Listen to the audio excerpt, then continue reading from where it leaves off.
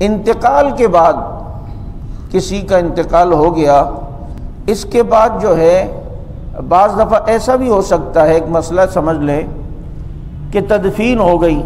بعد میں پتہ چلا جی وہ امام صاحب کو بعد میں یاد آیا کہ یار وہ میرا تو وضو ہی نہیں تھا، میں نے جنازے کی نماز پڑھا لی،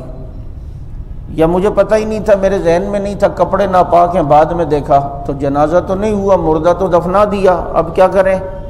تو فقہاء نے اجازت دی ہے کہ 3 دن کے اندر اندر اس کی قبر پر نماز جنازہ پڑھ سکتے ہیں، اس کی قبر پہ نماز جنازہ پڑھ سکتے ہیں کہ امام بن جائے، باقی پیچھے کھڑے ہو جائے، تو قبر کے اوپر جو ہے وہ پڑھی جا سکتی ہے۔ اب ایک بچہ جو پیدا ہوا تو اس کا کفن دفن ہوگا یا نہیں اگر مر گیا وہ؟ تو یاد رکھیں اگر کوئی بچہ پیدا ہی مردہ حالت میں ہوا ہے، اس نے ایک سانس بھی دنیا میں آ کر نہیں لی اور وہ پیٹ میں ہی مر چکا تھا، تو اب ایسے بچے کا نام رکھیں گے، آپ اس کا نام رکھیں، لیکن اس کو باقاعدہ کفن وغیرہ یا غسل نہیں دیا جائے گا جس طرح جو سنت طریقہ ہے، ہاں بس صاف کر کے اسے کسی کپڑے میں لپیٹ کر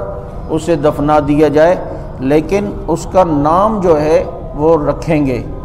لیکن ایک بچہ جو آیا اور اس نے تھوڑا 1-2 سانس لیے دنیا میں، تو اسے باقاعدہ اس کا نام بھی رکھا جائے گا، کفن بھی دیا جائے گا، غسل بھی اس کو سنت کے مطابق جو ہے وہ دیا جائے گا اور کفن بھی دیا جائے گا، اور باقاعدہ جو ہے اس کو قبر کے انداز میں اسے جو ہے وہ دفنایا جائے گا۔ یہ بچے کے تدفین کے متعلق یہ مسئلہ ہے۔